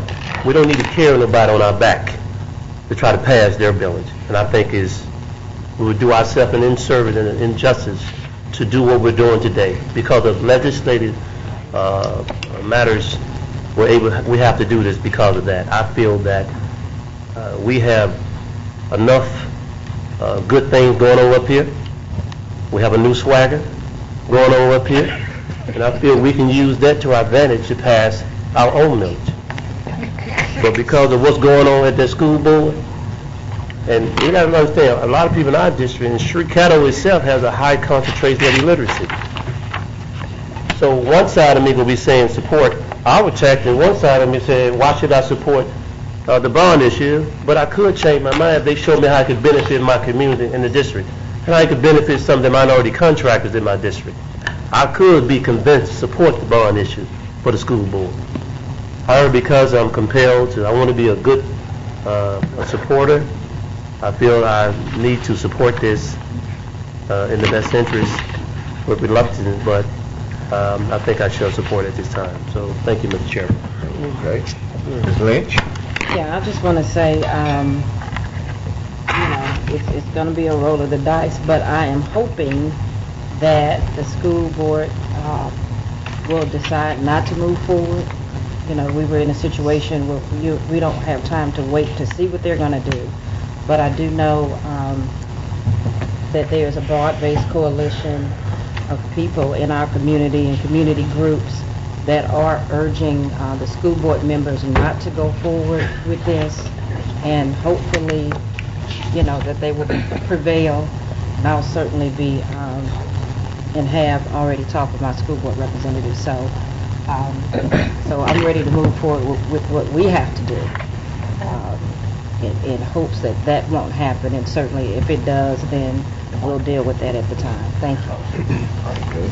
I see no further requests for discussion. At this time, we vote on resolution number 2. That passes.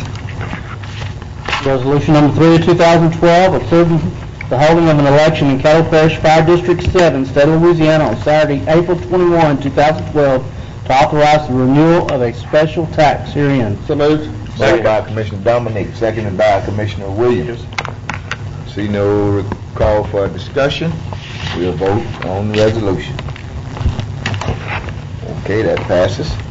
Resolution number 4 of 2012, approving the holding of an election in North Caddo Hospital Service District of the Parish of Caddo, State of Louisiana on Saturday, April 21st, 2012, to authorize the levy of a sale and use tax therein. So moved. Moved by Commissioner Dominique, seconded by Commissioner Williams. On the discussion, do I see a discussion? We have Mr. Dominique. Williams, you want a seconder? Yes, sir. Anyone else?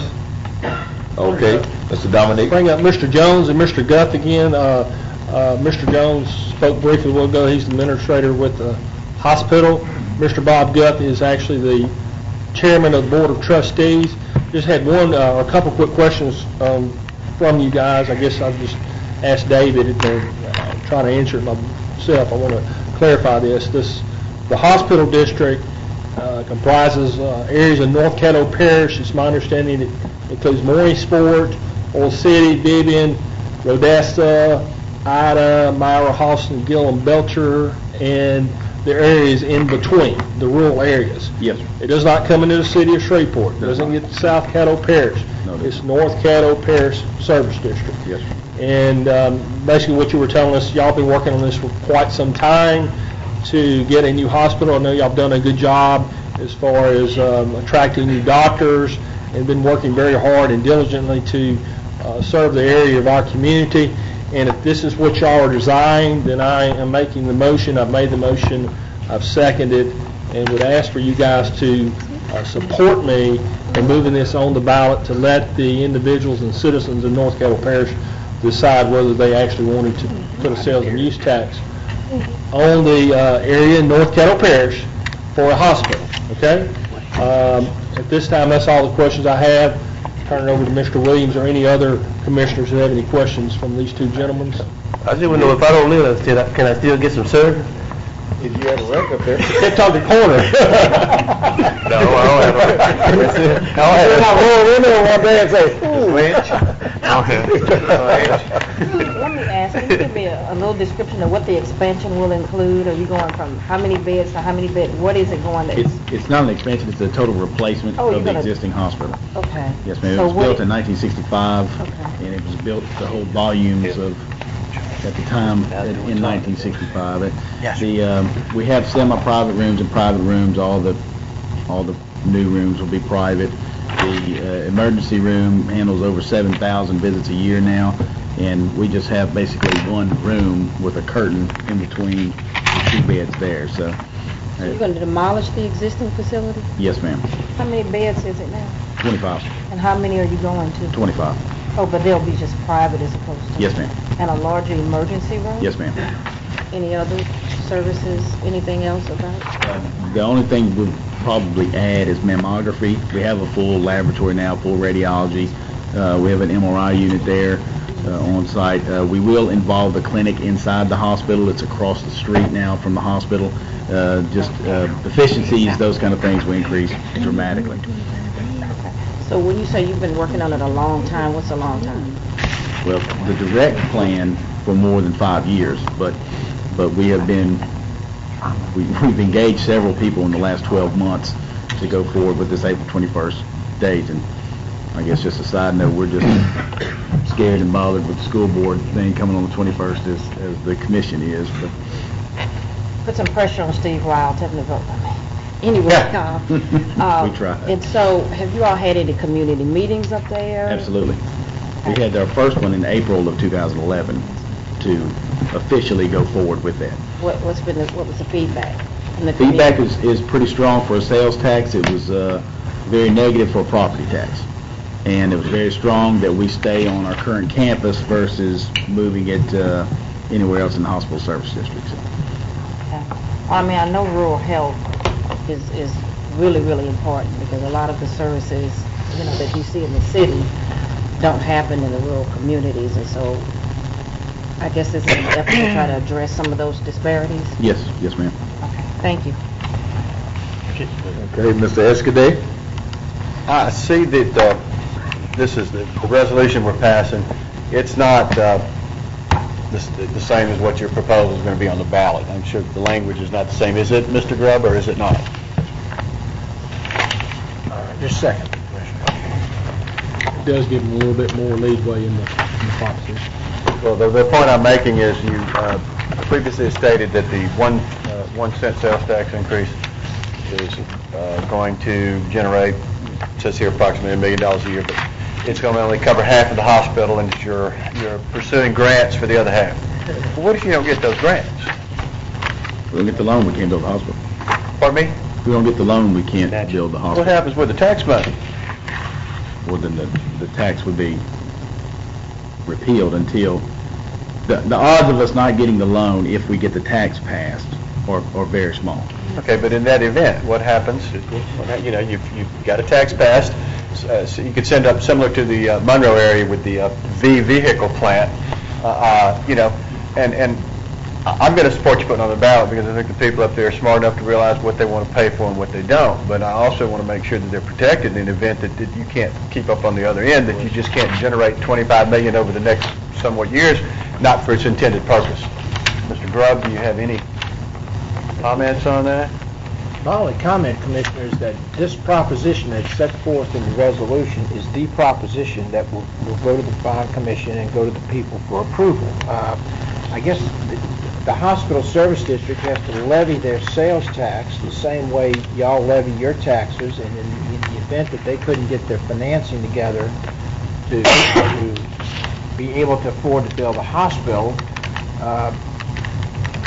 in light of the fact that the sales tax is dedicated to build a hospital, it would be unconscionable, at least, for them to continue to levy the tax if they can't, if they wouldn't be able to spend it for the purpose for which it was intended. So they would simply, by their own action, be able to quit levying the tax. Unconscionable but not illegal.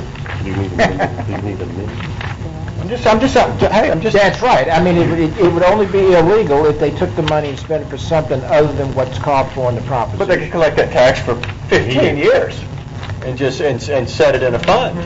And even though its intent purposes for a new hospital, not be providing the service. I'm not trying to put a quietus. I'm just trying to look at the largest downsides on this thing, that I would hate to see the citizens up there not have protection that says, if we can't get our money to do this in a reasonable amount of time, that we're not going to continue to have you have the tax burden without any benefit of it. Because as I'm sure they've studied, realize this is going to put them in the top echelon of sales tax collections in the state, you know. So, you know, that's what they're dealing with. But we just want to make sure that the citizens up there getting or have reasonable assurance they're going to get what they pass if they pass it there. And it's just a question. You know, that's something to deal with later. I just want to know what happened in that event. But there's nothing legally that says they have to do anything, correct? I think that's right, yes, sir. Thank you. Basically, I could probably answer that. Hold up. On second go-round, we have Mr. Cox, Williams, Lynch, Dominique. Well, if I can, Mr. President, I'd like to yield to Mr. Dominic so he could answer that. All right. You know, of course, Mr. Gutt's not elected, but I can assure you if that didn't happen, there'd probably be some repercussions on the board. I'd rather not say in the meeting if that didn't happen. I can assure you the board, if they did that, we do appoint those board members. I don't know, we appoint all of them? Yes, sir. Mr. Grubb, don't we appoint all the board members? Sir? Do we appoint all the board members? I don't know. Ms. Hopkins, do we appoint Wake up, man, wake up. We appoint the members of the hospital district. I mean, there's your lead back. If they didn't do it, we could always remove the board members if we had to. Well, that'd be after the fact, though. I don't think that's going to happen. I don't. If this doesn't fly, I'm sincerely doubt that the hospital service district and the board members would continue to put a tax. The opposite is far more likely. If we don't get the tax passed, we probably won't get the loan. But getting the tax passed and not getting the loan is extremely unlikely. The loan-to-value ratio will be like 53%. I mean, it'd be like putting half down on a house. I mean, Good luck to you on money, yes. Okay. Mr. Williams? Is your hospital currently joint commission? No, we're licensed by the state of Louisiana. But you're not joint commission? No, sir. One of my biggest plight is when the hospital is built, the economic impact is going to be felt in that community. I just want to make sure that you be inclusive, make sure that our local contractors and minority contractors benefit from the tax that they're probably going to be paying up there. So just, I'll be watching. Extremely sensitive to that. Thank you, sir. Okay. Ms. Lynch? Let me ask you, how did you all come up with 25 years as opposed to maybe 20? It's what Grant Schluter and the State Bond Commission, there's typically a time frame you have to include, is what they were told to me, and the 25 years was a standard time. So either 20 or 25 years, and he recommended 25 years. 39 years. To do with the fluctuations, I guess, in the sales tax revenue. Okay, thank you. Dominic, you gave your point of information, right? Yes, I was just saying, just asking y'all, please move this forward. Mr. Cox? Yeah,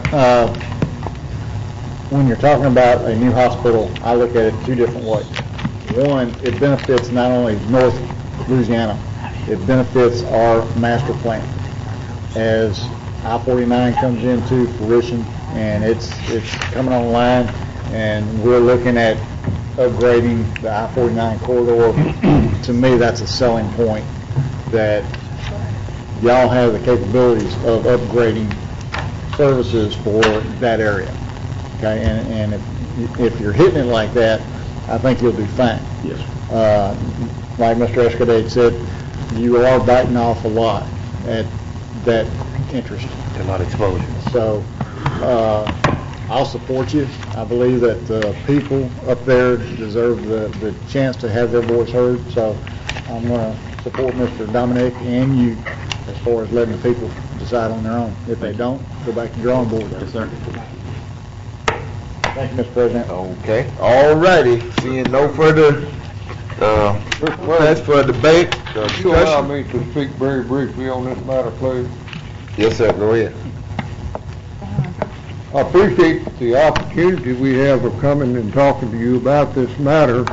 And one of the things that I didn't hear mentioned is the hospital itself has obligated itself to have revenue bonds that will be done by us to show the community that we are very strongly involved and committed to the proposition of the tax effort to build the hospital.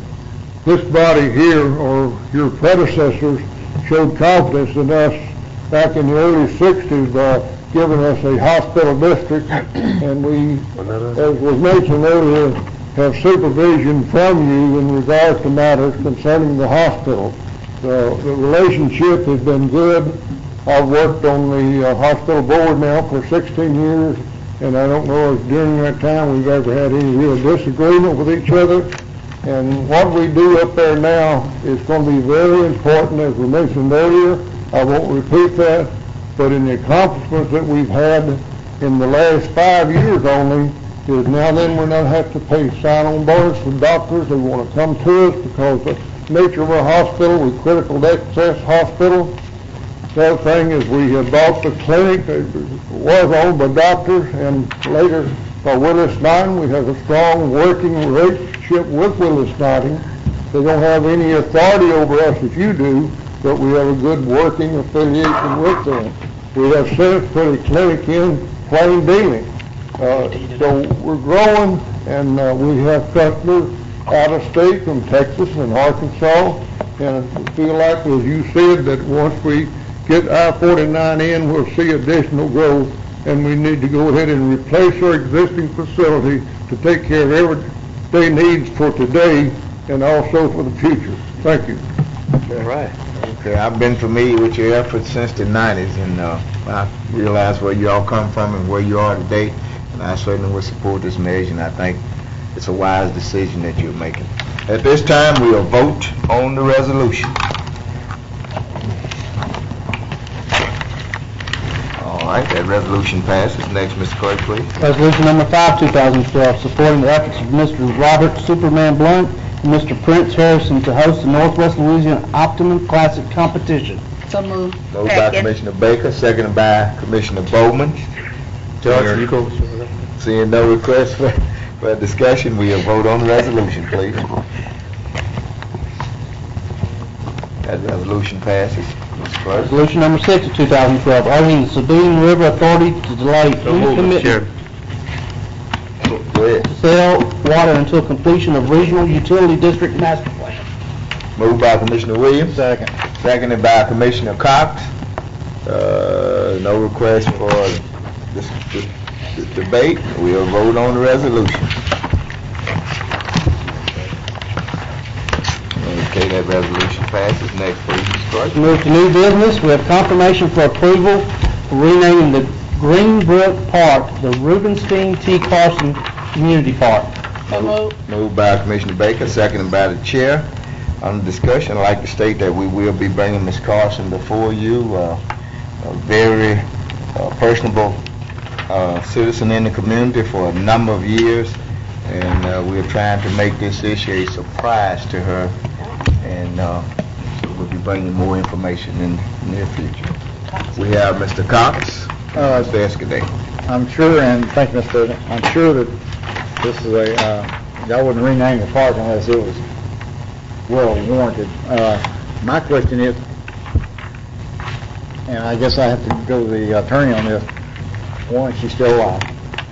And two, isn't there something, like an estate, or... We apply for a building? Doesn't somebody have to ask to have something named? Hold on now, no, we're asking the attorney, and I'm gonna say now, this should have been vetted prior to this, getting to this point, okay? Well, now, wait a minute, Mr. President. Wait a minute, Mr. President. I'm not saying I'm not gonna vote for it, I just wanna make sure we're getting all the ducks in a row. Okay. Because simply, who owns the park? The parish does. Okay. I want to make clear that we're doing the right thing. I mean, Lord knows, I'm not against it. I just want to make sure we're correct. Okay, so can they name a park? Because normally they have to be deceased, correct? That's what I've always heard. Mr. Cox, first of all, I didn't know Ms. Carson was alive until about 20 seconds ago, so I haven't looked at the statute, but I believe, as I recall, it applies only to buildings. Okay.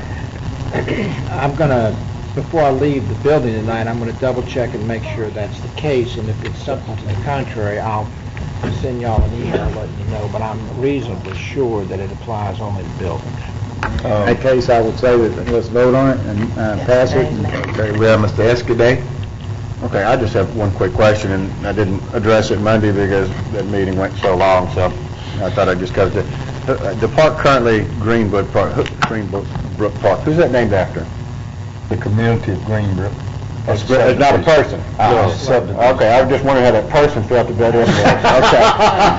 That's the court. Thank you. We've had that time. Mr. Lynn? My question was just answered. Okay. Point of information, to Mr.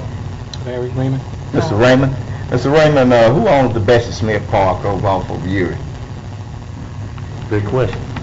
Bessie D. Smith Park? We did. You call that a park? Bessie Smith was on adjudicated property, and when we first developed the park, we just, it was adjudicated for back taxes to the city and the parish, and we began the legal procedure to get the property put in the parish's name, and that park is now in the parish's name. Okay, all right. Thank you. Okay, seeing no, Ms. Bowman? Yes, sir, and this is addressed to you. there in your district, Jefferson Page? No, ma'am. That's not your district? No, ma'am. Where the Pinchback Park is? Pinchback. Pinchback is in my district. That's what I'm saying. Oh, I'm sorry, I thought you said was that park in my district. No, sir, I know what this No, is. ma'am. But are you aware that the school board is saying they own that property, but the parish takes care of it, maintains it? I don't know. Mr. Raymond? Don't sit down. I was asking him. Just sit up front, Larry. Ms. Bowman, I saw the article in the paper Sunday where they were proposing to sell property in the Oak Park community. We have a long-term lease with the school board. However, I go to church with their attorney, Reggie Abrams, and I pulled Reggie aside at church and told him we've got a major investment on that property, and if indeed they intended to sell it, I think Parish would certainly want to be first in line. But he indicated he's not sure he would even recommend that to him, and that in any case it's down the road before anything would be done, and he'd certainly let us know if that was going to proceed. But we have a long-term lease. We do not own that property. 99-year lease. Before you sit down, Mr. Raymond, what about the situation with the park on Mansfield Road? What's the name of that school down there? Heathfield? Heathfield and us. Is that the same type of Same relationship? thing. We have a long-term lease with the school board. All right. Okay, I remember that well. Mr. Webb and I, we compromised. That's how we got the Greenbrook Park. Okay, seeing no further requests. We got one more. No, we got to vote on this item. Okay. Okay, we'll vote on the resolution, please. Okay, that resolution passes. Next order, Mr. Clerk. Confirmation for approval for commissioners to attend the 2012 NACO Justice and Public... Moved by Commissioner Williams, seconded, did I get a second? Second. Seconded by Commissioner Lynch. Seeing no request for discussion, we'll vote on the resolution.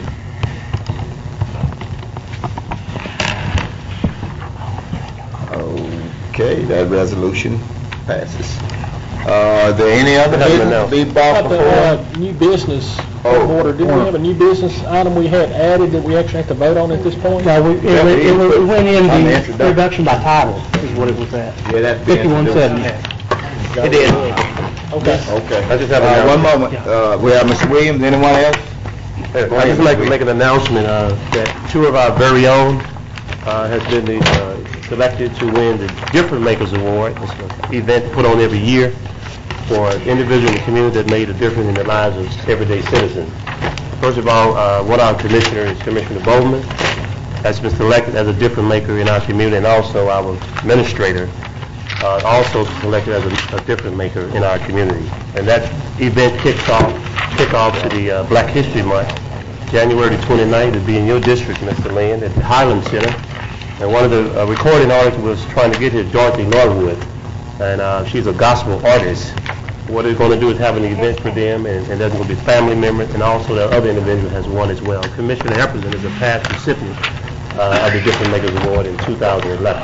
So I just want to commend you guys on the work you've been doing out of the community. People are watching you, and we say thank you and God bless you. Okay.